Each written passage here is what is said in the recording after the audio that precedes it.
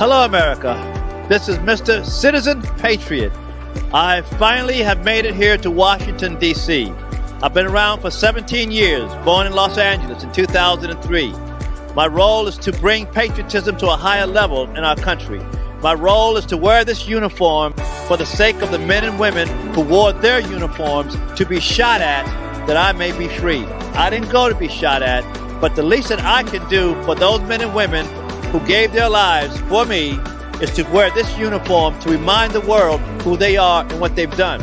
And I've come also to raise the spirit of patriotism in our country, to come together, whether you're on the political right or left, it doesn't matter right now. We as a nation must come together, and what better person to help bring the nation together than a person like Mr. Citizen Patriot.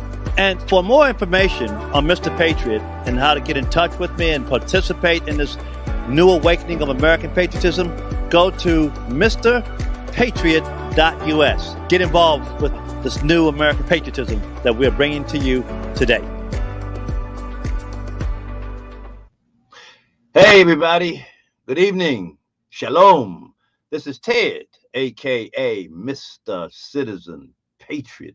#1 soul brother, super soul brother, citizenship in the United States of America, bringing you another episode of Your Power Weapon. And remember, we put weapons in quotations. Why? Because we don't want you know who to think that we're talking violence. We're not. We're talking love and peace and wisdom. And we're talking about the weapon of your mind. It's all how you think. It's all what you do with what you think and how you make it walk on earth. Listen, don't forget to subscribe to us, okay? Go subscribe to urbansmartnetwork.com and like us and put us on all your social media, Instagram, Facebook, Twitter, whatever you're doing out there, and tell your friends and your relatives and people on your job with and your associations. If you really want to know what's going on, tune in to Urban Smart Network, but also go to Your Power Weapon every Monday night at 7 o'clock p.m. Pacific Coast time and 10 o'clock p.m. East Coast time. Yeah, here we go with a very interesting episode of Your Power Weapon. Tonight we have the subject, if you've been listening to our promos out there, tonight's topic is Black citizens. That's people, descendants of Choctaw slaves and the freemen, us folks, is Black citizens and versus critical race theory. Y'all have heard of critical race theory, right? CRT. And there's another one they call Project 1619. And of course, most people don't know what 1619 is, but you're going to find that out as we move forward. And also, we want to discuss why Black citizens would be pro-choice. And I wonder if it has anything with Project 1619 or with critical race theory. I don't know. But we have tonight, he's been on before. I want to focus around my brother from Indiana, Emory, oh my gosh, Emory McLendon out in Indiana. He is an Air Force veteran. And he ran for school board out there in his town, and very interesting things occurred. But he is kind of the leading voice out there in Indiana on critical race theory. And recently, Project 21, an organization I used to belong to a couple of years ago, it's a Black-oriented or Black citizen or African-American oriented organization, and they just put out a study or something or other about critical race theory, and of course my man Emory has something to do with it. But we'll talk about that. And we also got Ken White the Unicorn on it. Ken, let me see you, man, real quick. There he is. What's up, Unicorn? I can't hear anything. I hear you. Listen, I hear you. My side is clean. Wow. What should we do? I don't know what that is. My side is clean. Let me come back to you. Let me bring in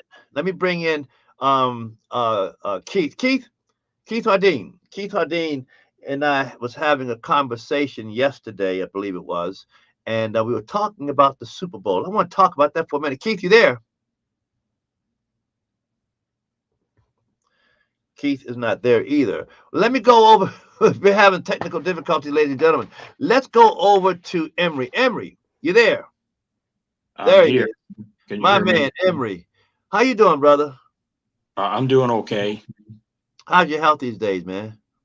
Oh, I'm doing 100% better, man. I was really down and out there for a couple of weeks, well, almost a month, man, with signs of the corona and also sinus infection, and had to end up going into the hospital, not the hospital, but the doctor, and getting some shots and stuff. And I feel a whole lot better now. But as you can notice, my voice is still kind of going in and out, but I'm doing a whole lot better. And as the days go by,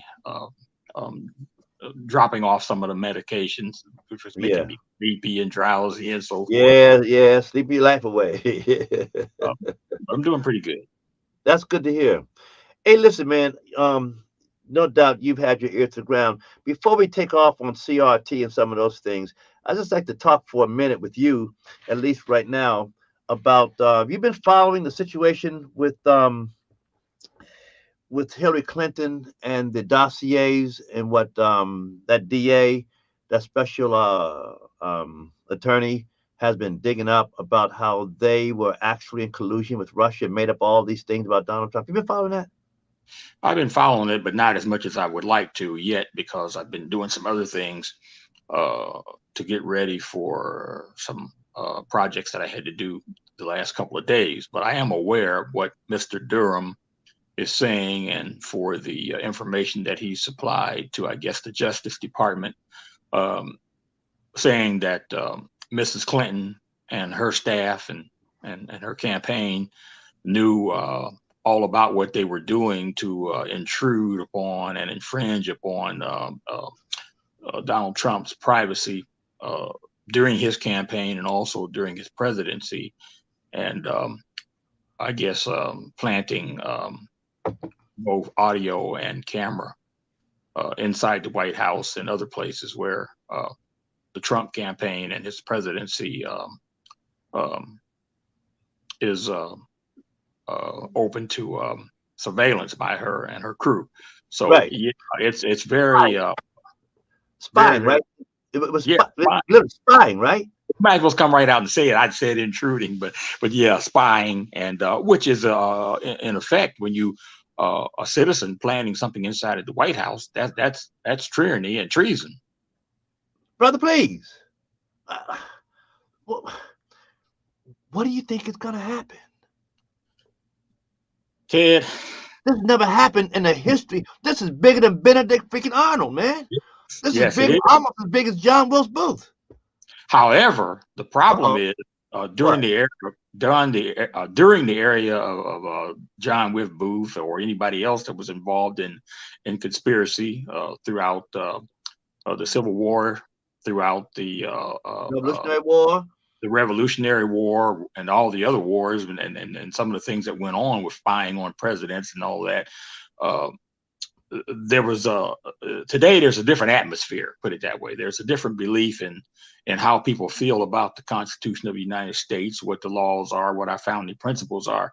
And unfortunately, we found out that those involved in the Clinton administration and so forth don't have the respect for our Constitution as we do nowadays. And that, a matter of fact, we know that from even while she was running against Obama, they were saying that the Constitution is outdated and so forth. So in my estimation, I'm not sure what exactly is going to happen to her. I don't expect anything to happen to them.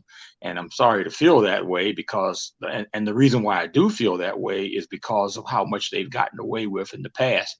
I'm hoping that justice will be served, and she deserves, and the people that are involved, I'm hoping that the Department of Justice, Mr. Durham, and all the other American citizens can find out the truth behind all of this. And if she is guilty, that this will be taken to court, and that they will be sentenced to whatever punishment is necessary in order to make this correct, and to make sure that other people are aware that if you continue to do things like this, to damage our nation's security and to damage those who are serving our country's security and privacy, that you will be punished. You know, Emory, I said from the day when this whole thing jumped off, I said that this is nothing but an insurrection. It's treason. It's betrayal of everything that is this country. And it was not just an attack on Donald Trump. It was an attack on the whole nation. It was an attack on people like you, sir, who served in the military, you and Ken and other men and women. My dad, World War II, Korea, he suffered from that and caused other people to suffer. The Civil War, World War I, all of them, back to the Revolutionary War, and other citizens who sacrificed, private citizens, civilians, sacrificed their lives for the meaning and the ideals of what the American dream, experiment, and quest is all about. It was attack on all of that.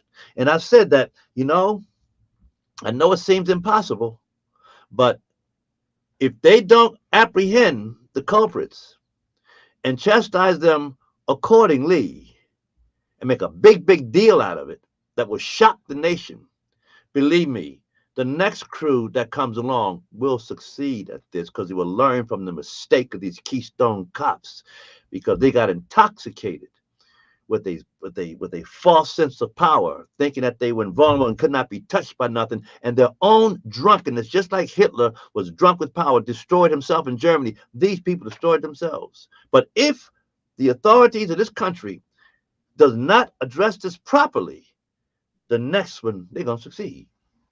You're absolutely right, Ted.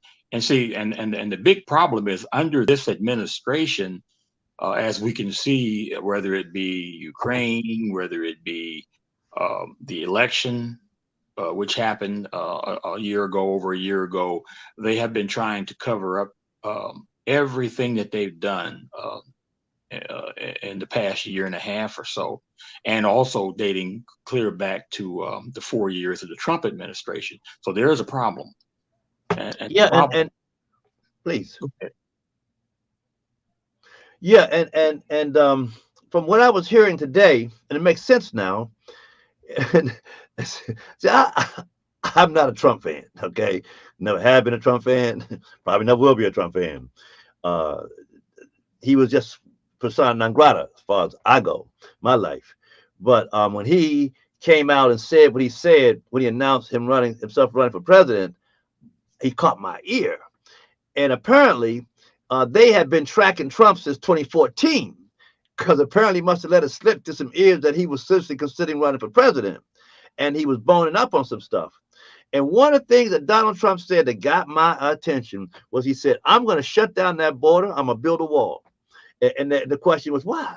Because it hurts African Americans. It's because I'm going to stop illegal immigration, because it hurts African Americans particularly more than anybody else in this country. Got my attention because I said that from day one when I woke up to what was going on the southern border. Then Mr. Trump said later on, he said, "Oh, look here, that 14th Amendment thing where these people come over and have a baby illegally in the border, and they have a baby, and that baby is declared a citizen based on the 14th Amendment."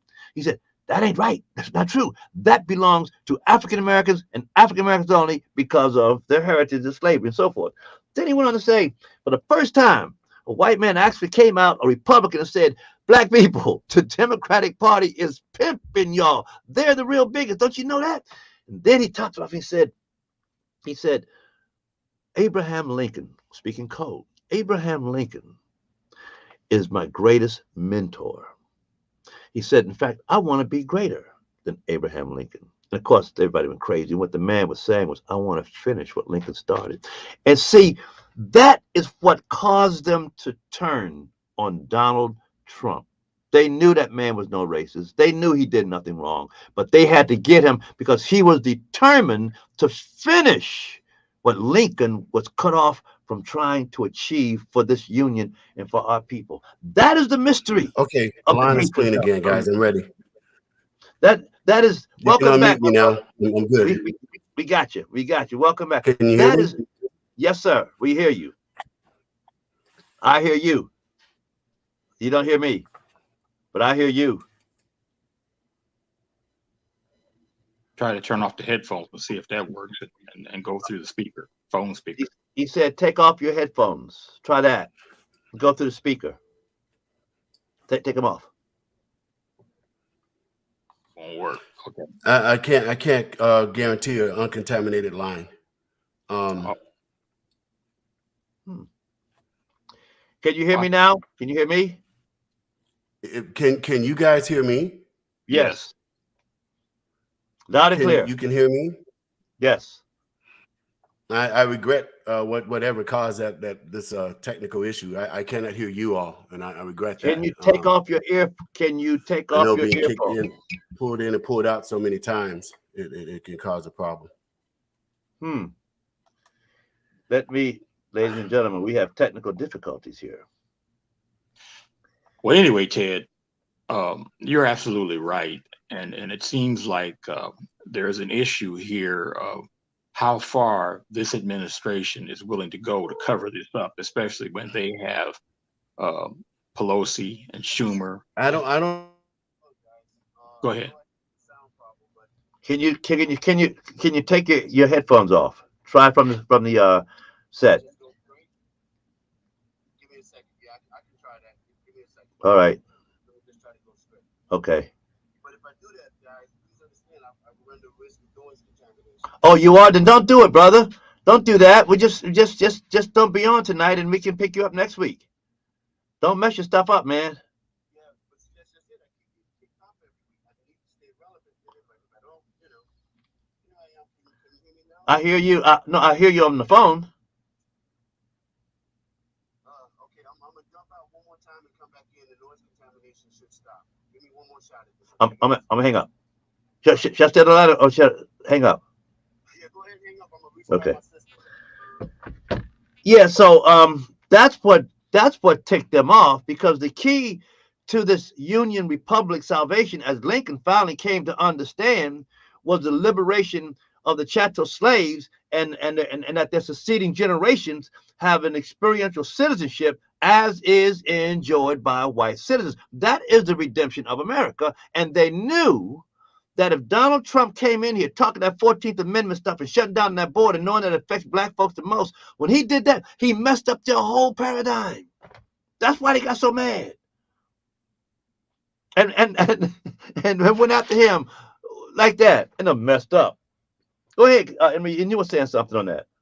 Yeah, and then see, and that's the whole problem with the Democratic Party. Like I said, even with the Schumer and Pelosi and them having the majority of the House and the Senate, they want to revert everything back to the past, erase President Lincoln's purposes and what he wants to do, and drive everybody back into a division that will cause harm to this nation based upon racism and based upon each of us during the time period in this, between us and this time period or time frame, to hold grudges against one another and to miss the problem of the real issues that is going on in America. They understand too that as hard as we try as conservatives or as people who know the truth about the history of the Democratic Party, as long as they can keep us arguing about other stuff, they can keep all that stuff hidden. And this is what Hillary Clinton and the other ones have strived so hard to do. And they realize that they have a captive audience who won't even appreciate what we're trying to show them because they have been brainwashing them for so long, even throughout the civil rights movement. Yeah, I agree 100% with that. In fact, I have documentation. If anybody wants it, let me know and I'll send it to you.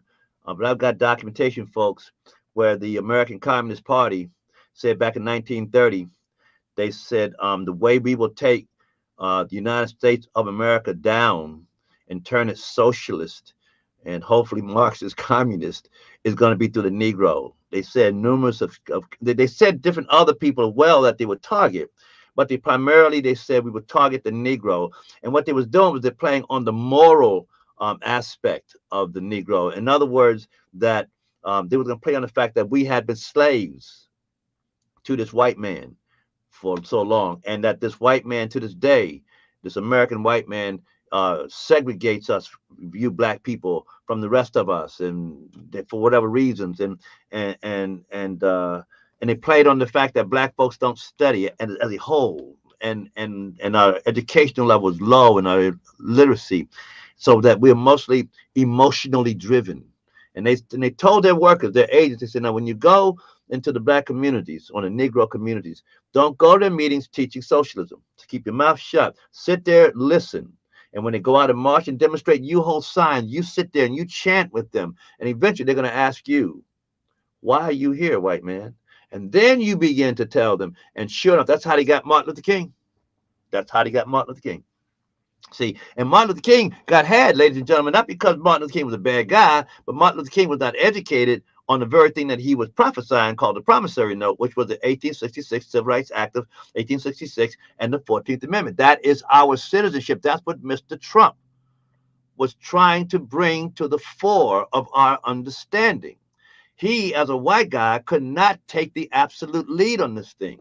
He believed, in my theory, that the African American conservatives that surrounded themselves with him, or that he was surrounded by, he thought that they naturally would understand the 14th Amendment and the promissory note, that they would be able to explain to him what Dr. King was talking about. But when he jumped out there, they didn't know nothing, because I know a lot of those conservatives that are around Donald Trump, and they do not know nothing about what I'm telling you now. But Hillary Clinton knows it. Joe Biden knows it. The whole Democrat elite knows it. And so does the Republican elite knows it. Mitch McConnell knows what I'm telling you is true. Nancy Pelosi knows it. And the reason that McConnell and Republicans refuse to support Donald Trump on this issue, they should have had rallies and teach-ins and a campaigns of awareness. The reason why they did not do that, because they told me themselves, some of the top leaders, that they don't want to be bothered with black folks. So it's too expensive. Can't deal with us. And Emory, I know that you've been in circumstances with Republican conservatives where, did you get the support that you thought you should have gotten from them? I know I didn't. Yeah, you're absolutely. I know a lot of black folks didn't. Yeah, you're absolutely correct. And a lot of them will let you know through your face, but some of them try to hide your situation and beat around the bush, but you know exactly what's going on, whether that be within a local GOP party, your state party, or the national party. One of the initiatives that is spreading around the nation right now is the so-called attempt to get more minorities involved in the GOP party through minority diversity and so forth. But that diversity in and of itself is somewhat failing, because those same minorities who are being recruited and so-called trained and brought into the GOP party are being hindered behind the scenes, and to some point and to some extent even in the scene personally and up front, because they're letting you know, even from the national headquarters on down, that, hey, we want this, but we're not ready for this. And in some instances, they're saying that too, we know this is going to fail. We hope that it fails because we're not exactly ready for all of this to take place at this point in time.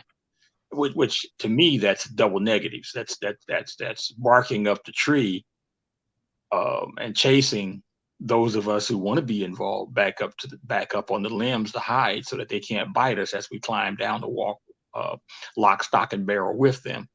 So we're seeing that happen in a lot of places. I've talked to people who tried to get involved in the Democratic Party, and they've even warned me myself, hey, we've tried this. We've been that route. We see that you're involved. We see that you spent a lot of time over the last few years, but in the end, it's going to come back and bite you in the behind. And I've seen it, and felt it and been a victim of it. But however, we can't give up. We got to continue to try. Of course not. And see, and this is what gets me is that our topic tonight, Black Citizens versus Critical Race Theory and 1619 Project. Black citizens don't know. Well, I'm sorry. I want to say that the Republicans, the conservatives, instead of running from critical race theory, they should be attacking critical race theory. They should be saying, yes, let us have a discussion about America's racist past. Absolutely, let's discuss it, because it will demonstrate on the political end that it was the Democratic Party who designed, made, and produced the today's systemic racism that's got black folks as the number one. We lead in every negative social statistic in this country except for one, that's Hispanic Latino teenagers, and we'll talk about that another time. But every negative social statistic in this country, we lead in homelessness, murder, all of that stuff. That is a subsequence of generations of Democrat rule, Jim Crowism, Ku Klux Klan, and 245 years of chattel slavery. That's Democrats. However, though, my brother Emory, and everybody out there listening, the conservatives, I've learned to not let them off the hook either.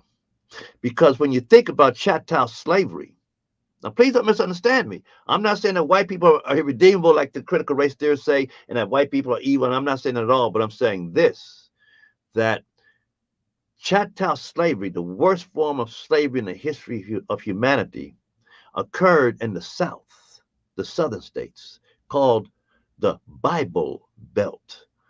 And I used to study some of the biblical dogma that they taught that justified slavery and racial segregation. They talked about that. They talked about the curse of Cain, the mark of Ham, the mark of Cain, the curse of Ham, and on and on and on and on. Thou shalt not mix linen with wool, etc. And my question is to them is, what is it about the conservative ideals that would allow for a political party to legislate racist laws against fellow human beings, especially those who had converted and became Christians like the white masters? See, conservatives have a role in this, and if you listen to them a lot of times, they constantly beat up, rightly so, the Democrats, the socialists, the Marxists, the communists, rightly so, understandable. But if you notice, they get nobody out for the Tea Party meetings and rallies, even for these anti-vaxxers, even though 70% of us are against the experimental vaccine. You can't get them out. Why? Because conservatives ain't thinking about black folks, other than certain ones that they want to use to say, see, we're not using black people like the Democrats, but we do have black people and that diversity thing. I don't know, folks. Maybe I'm ranting here. I didn't mean to go that way. Emory, talk to me, brother. I just saw Keith, rather. Keith, you there? Keith? Yeah. Yes, sir. I'm here. Hey, Keith. I'm here. I don't know if you've been hearing some of the conversation here, but if we could segue for one quick minute. You was talking to me yesterday about the Super Bowl. Y'all saw the Super Bowl? The greatest religion of America right now, the Super Bowl. It brings people together. It makes a whole lot of money. And they push homeless people to the side. You said something about the halftime broadcast, how racist it was, and how it was the KKK and the Nazis. What were you saying today about the Super Bowl? Keith? Yeah, yes. What were you saying about the Nazis, the KKK in America? Yes. I think we're having technical problems tonight. It's kind of hard to. I hear you. We hear you. Okay. Well, the Super Bowl, it's kind of interesting. During the halftime, I saw the performance, Snoop Dogg and Dr. Dre and Eminem, and I guess Eminem was the only white guy that I saw out there. Token Negro. Yeah, But anyway, it was kind of interesting. The only comment I guess I would say, keep it positive here and in the right spirit. I don't want people to think. I would say that in racist America, and this systemically, I'm quoting, in this. Oh God.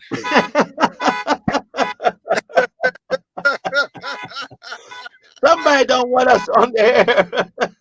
Yeah, I know it. Well, the devil doesn't like it. But the truth is, in all this supposedly systemic racism, I saw black commercials up the yin yang, all kinds of black commercials. I saw, every commercial was black. Yeah, there were blacks in them. And also the performance was led by Snoop Dogg, Dr. Dre, who come from an obvious gang, thug life background. No matter, how successful you see them today, it's amazing. They're the Actually, cause of a lot of brothers being in the cemetery. And they're the cause of a lot of black folks being in the cemetery and in wheelchairs and in prison behind their yeah, gangster attitude. Go ahead, my yeah, brother. that's true. But look how successful they are now. Look where they are now. And, it was all black, black performance. Black. Some friends of mine were saying, oh, yeah, this is Inglewood. This is, they're showing the hood, crip walking and all that stuff. And I said, oh, man. The But that's glorification basically, of the demise, the glorification of the demise of black citizens. yeah, exploitation. But Keith, if I Well, can say something here at this point, folks, is just because you see black folks out front don't mean that other stuff ain't going on.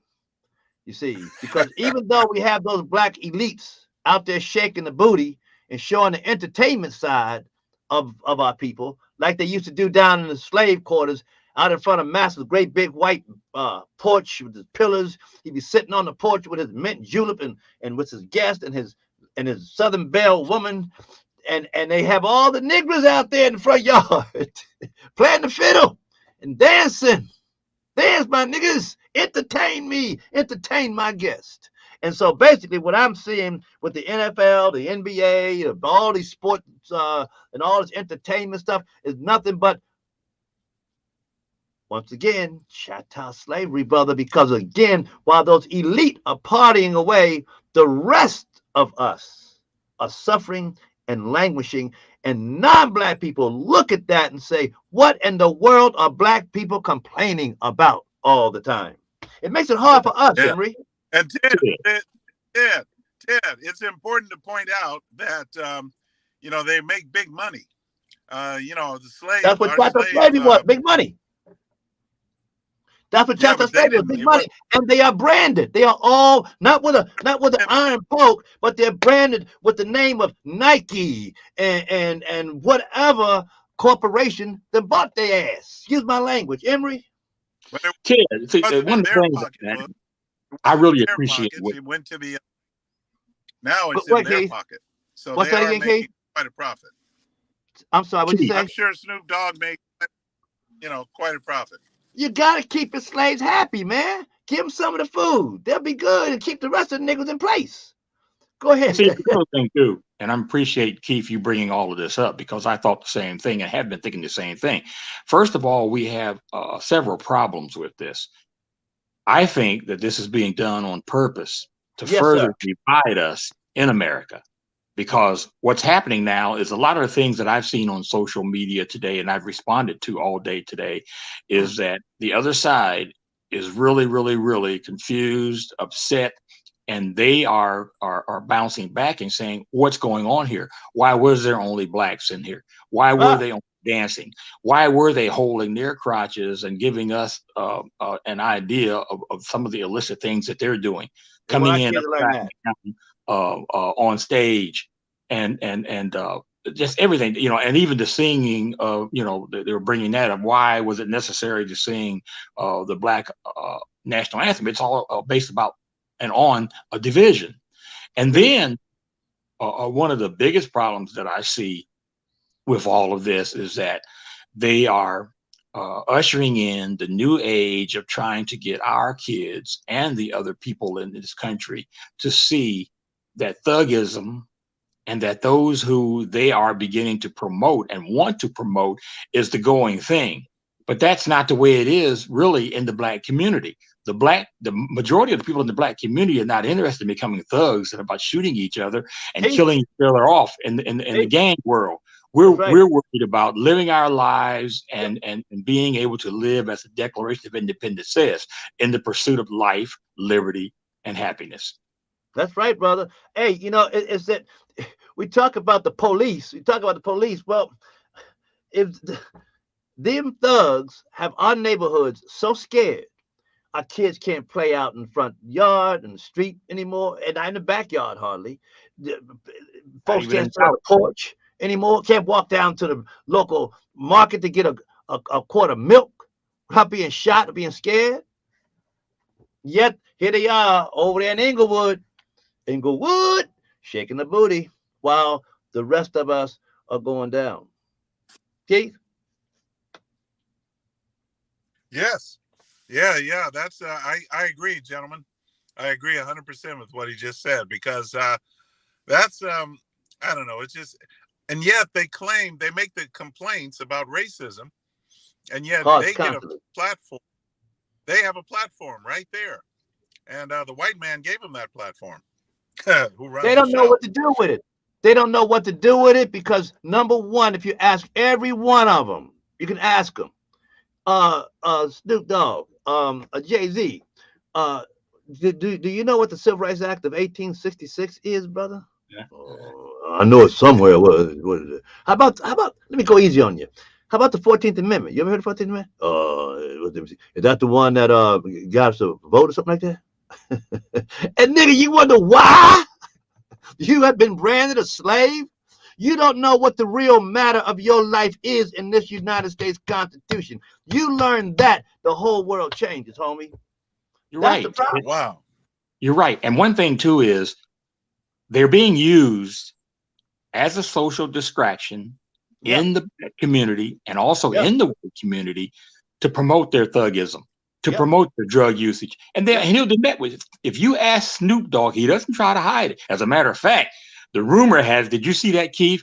That he was, they accidentally posted him backstage smoking a joint.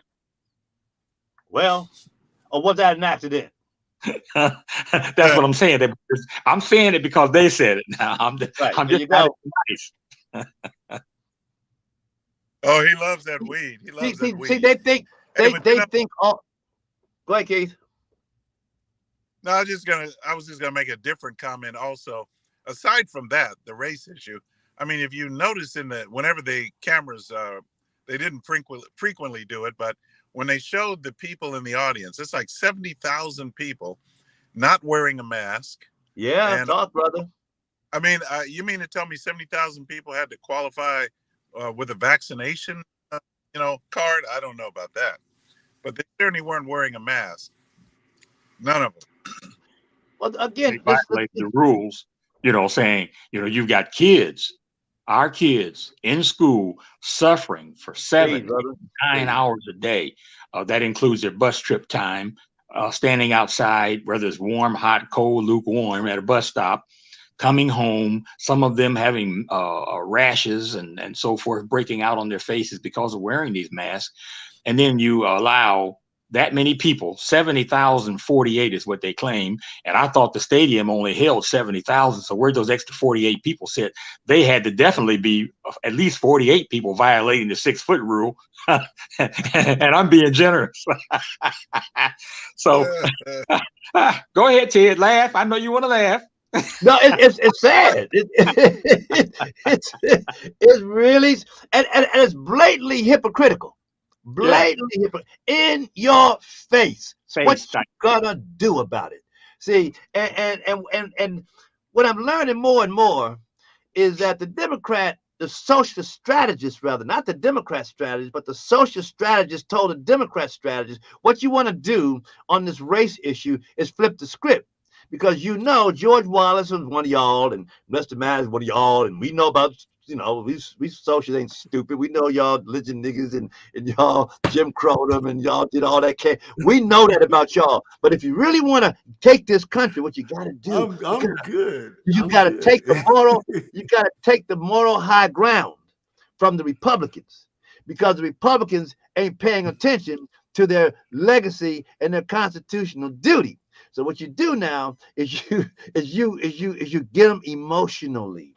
and you support this march on Washington, D.C., and you let Dr. King get up there and do his thing, and then you play on John Kennedy's assassination and the whole Abraham Lincoln thing, and you play on the fact that John Kennedy called to check on Martin Luther King, and as it rolled, black folks got hooked to the strategist, the socialist strategist. And what people don't realize, they came here in 1850 to study this division or this matter of black and white people, this matter of black and white people in this country. And they've been playing it like a fiddle ever since. And through us, they got their boy Joe Biden into the White House. Through us, they got this country in a position where we may enter into a third world war because of this control mechanism, socialist mechanism behind Biden. And you know the socialists are in cahoots with the Russians, who are socialists, and the Chinese, who are socialists, all the way down the line. See, and it comes right back to the top of our discussion today, is that Durham is demonstrating to America and to the world that Hillary Clinton and Barack Obama, all of them are part of a socialist agenda to undermine the United States. And now we got Russia and China parking at our doors. But when Donald Trump was here, they sat down in their place, didn't they? That's why they hate Trump, because Trump wanted to take the moral shield of black people and move this country forward, because you cannot move this country forward without us. Go ahead, sir. And Ted, it's so important to point out, I guess Ken is here. I don't know if Ken can hear us or if he, it looked like he. Hey, yay. Hear us now. He can hear that us would be now. great to hear. I'd like to hear from Ken about that too. I don't understand. The importance of understanding that race, if we are a systemically racist society, and you see this that happened at the Super Bowl. Yeah, I see what he's saying here. Anyway, I heard you. You see this that happened at the Super Bowl. You would never know that this is a systemically racist society. I mean, I'm just using their words, of course. So I just thought it was kind of interesting to note. Say that again. I'm sorry. I was reading something about unicorn here, but go ahead. Say it again, Keith, please. I was just saying, if this is such a systemically racist society, this is my main point. If we're such a systemically racist America, you see all these black faces up there at the Super Bowl, and they've been given opportunities by whites, because if the whites racists are in control, then maybe they're not so. Well, let's flip the script back though. Remember, Massa wants to use his entertainers to keep us distracted from what's really going on with us. So when we look up and see all them superstars from the ghetto, I want to be the same way. See, I want to aspire to that. I want to aspire to a football player and an athlete. I want to aspire to all of those things, while at the same time, 7,500 young black men die by the hands of gunfire and from the hands of young black men every year in this country. And those people that was on that Super Bowl stage last night could care freaking less. Those how many thousand people, 100,000 people in that stadium could care freaking less. That Inglewood, Compton, Carson, that is the heart of the gangsterism in this country. And it's still going on. Just 2 weeks ago, 4 young black men were shot dead in Inglewood. Where were they? Just up until they drove all the homeless away. And I would say 99% of the homeless in the Inglewood area are black folks. And that's why they're showing these people the way that they are, because it's a distraction, and they want us and they want our children to follow in their pattern, because this causes an erasure of the mind, or in the mind, as to what's really happening here in America. As long as you can keep them longing to have the free crack pipes, to have free reign in the jungle or the neighborhood, the hood as they call it, and the crime rate keep going up, because they see that those who are successful are the ones that are being used to get rich. you know, you see more commercials with Snoop Dogg and Martha Stewart than you do with a Ben Carson. Sure. And then these people are being led astray by one of the most racist men in the history of the American United States Senate, and that's Joe Biden. Joe Biden. Joe Biden is That's the king of all grand what do you call it? Grand wizards. He is the ultimate grand freaking wizard. He's getting away with it. This man said to black folks, black citizens who don't know the matter of their existence, y'all niggers, if you don't vote for me, you ain't black. And sure enough, we turn right around in South Carolina, where 40% of the slave trade came through those descendants of chattel slaves led by James Clyburn, Uncle James, and they voted Joe Biden. And the first thing Biden does, he stops the border wall. Why? Because Donald Trump is trying to protect black folks. He shuts down the oil so we can't work, knowing that that's going to affect us more than anybody else. He mandates us to take an experimental vaccine, knowing what we've been through. He all the stuff, but yet it was us, black people. No, I was in South Carolina. No, but collectively, black peoples, we did this to ourselves. We were warned. And that's like God, you know, God tried to tell us, tried to warn us with Barack Obama, but we didn't want to hear. See, and they got Clyburn out there. He's like the nighttime overseer. You know, you had the white dude in the daytime, but the nighttime overseer, he was more brutal than the white guy was. But we couldn't say nothing because we were not allowed to go to Master Joe's up on his porch and say, Master Joe, Uncle Ben down there, Uncle Clyburn down there screwing us, because we weren't allowed to do that. And you're right, Ted. And now, once again, he's turning back to guess who? Clyburn. And he's using Clyburn and the black Supreme Court statement that he made about having only a minority woman to even get next to the other two people in Congress, which is oh God, I can't. What's his name? See, my mind. Manchin. Yeah, Graham. No, Graham and the black senator from South Carolina. Oh yeah. Tim Scott. Yeah, Tim Scott. And Tim Scott is falling right into the trap. Same thing, ain't he? Same old thing. Same old thing he is doing, whether it's on the political right or political left. But see, that's why your power weapon on Urban Smart Network. I talked with him, man, when he was a congressman, and I said, Congressman, 14th Amendment, Civil Rights Act of 1866, sir, yada yada yada yada. Yeah, you're right. Here's my card. You call me now, and yeah, okay. I couldn't get through his white staff. They would not let me through to this man. You asked Tim Scott, hey Tim, what's the Civil Rights Act of 1866? Guarantee you, he'd think you're speaking Russian. Hey Tim, I mean, give me an easy one. What's the 14th Amendment? What does it mean? He couldn't. And that's what Donald. Now listen, y'all. Shh, don't you tell him about it. I told you this. I know one of Donald Trump's attorneys, right? I've known him for years, right? Actually, one of my mentors on the subject of 14th Amendment, right? And we talked, and I said, you know, Donald Trump was betrayed by the black conservatives. And I ran down the list. He says, Ted, you're right. That's exactly what happened. They left him out there on his own. He did not have a moral shield. The Democrats, if they want to take you down, they holler racism. You're hurting black people. And because black people are insecure, white people are insecure about their own identity, they succumb and they go along with it.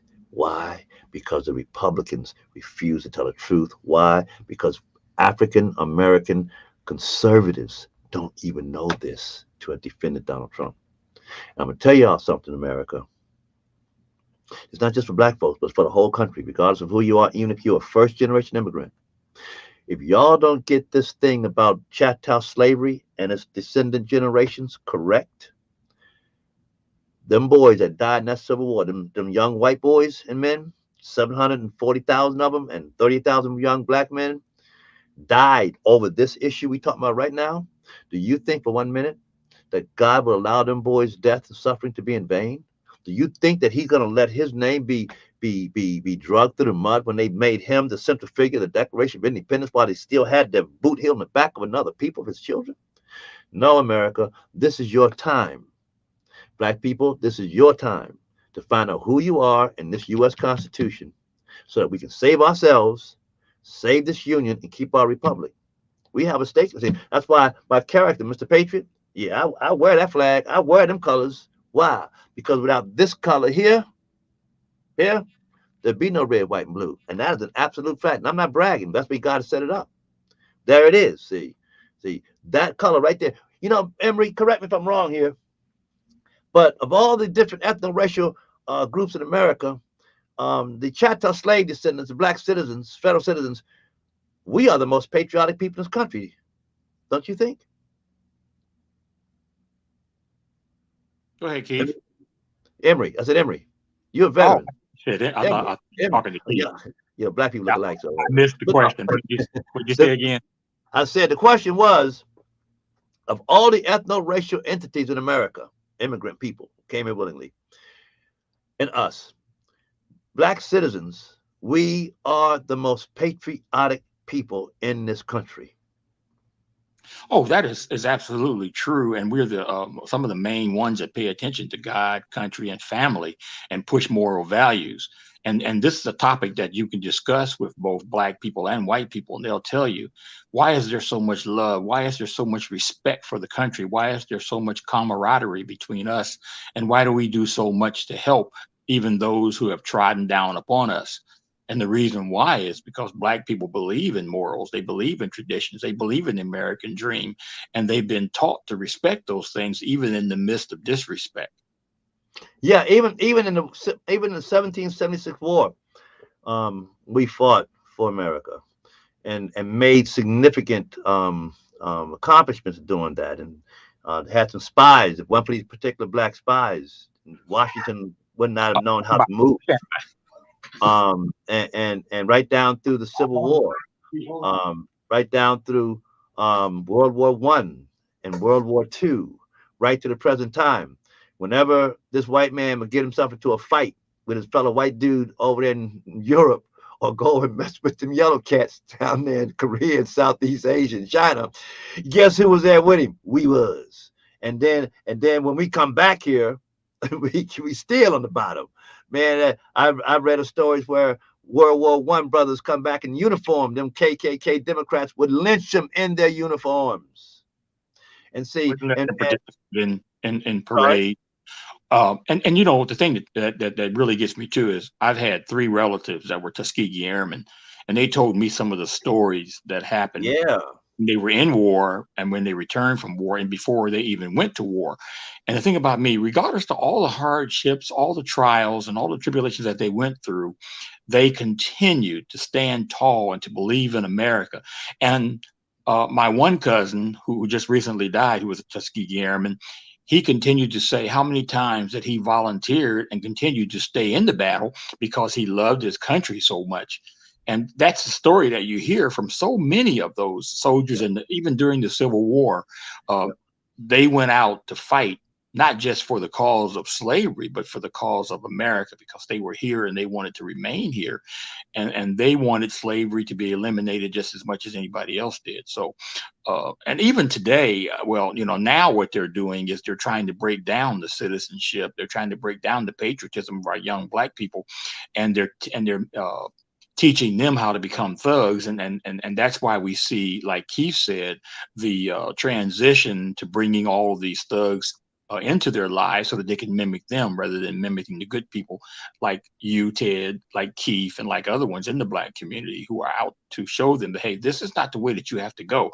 You don't have to seek after thuggery, gangery, rapism, and so forth, because within the ranks of what's going on within those people, you saw what happened to people like Tupac and the Biggie. What's his name? The guy that got all these gangsters that are killing each other. Oh, yeah. Mm-hmm. Yeah, Well, Biggie Small. a little boy got shot the other night at the Super Yeah. Bowl party with Eminem down there the other night. So, you know, or Justin Bieber. So, but again, folks,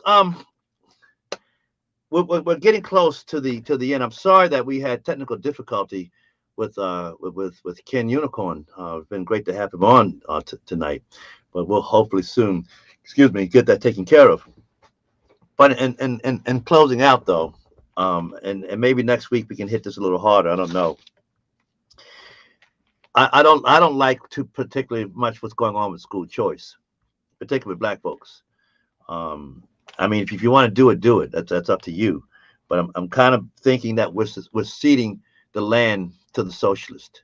We're running from it. We're running from CRT. We're running from 1619. We're running from proclaiming the truth. And Emory, I know that recently you ran for office. You wanted to be in the school system. How do you feel now? Do you still think that we should attack the school system and bend it to our will, or should we just run and do school choices to stay away from it? Let it be. I think it's important to continue on with the struggle in order for our kids to get a fair education. And one of those ways to do so is to balance the curriculum out to the point where they not only learn about true history of the United States, but they also are forewarned and pre-warned about the false history of the United States. We understand that the people that advocate CRT, critical race theory, they're not going to be fair regardless of how you look at it. I've read the writings of Kendry and different other ones of 1619. Even when you catch them in their erroneous points of views, they still continue to promote this. And then one of the things that they will tell each and every one of us, whether it be a school board, whether it be a person who opposes their theory, is that, hey, it's either our way or the highway. And if you don't agree with us and what we believe in, then we don't want you to hear your voice at all. But we're not saying that to them. We're saying to them that, hey, you've opened up Pandora's box. We're saying that this is what our history, which has been taught throughout the ages, have been taught to children. Yeah. Why can't you allow and want to allow the same thing, rather than trying to change history and ban everything? Not only ban it, but destroy it and get rid of it. Not just to say you can't teach true history, but only teach our view of history. We can't allow that to happen. We can't run from it, and we can't be afraid of it, but we also cannot ignore the history of this country, even though it is not the majority of what happened in this country. Right. Everybody is not racist, and everybody is not intent on showing our children that they're completely destroyed and you can never amount to anything. So, yeah, we need to stand up for what's right. And I think you probably agree with the same thing, wouldn't you? Yes, sir. That is why we do Your Power Weapon on UrbanSmartNetwork.com. Don't forget, see you next Monday night, 7 o'clock p.m. Pacific Coast time, 8 o'clock p.m. East Coast time. This is Ted, a.k.a. Keith Hardeen, Ken White, and Emory McLendon saying, see you next time. Booyah. See you later, Emory. Yeah, good night. I appreciate you, Keith. You really brought out some good points.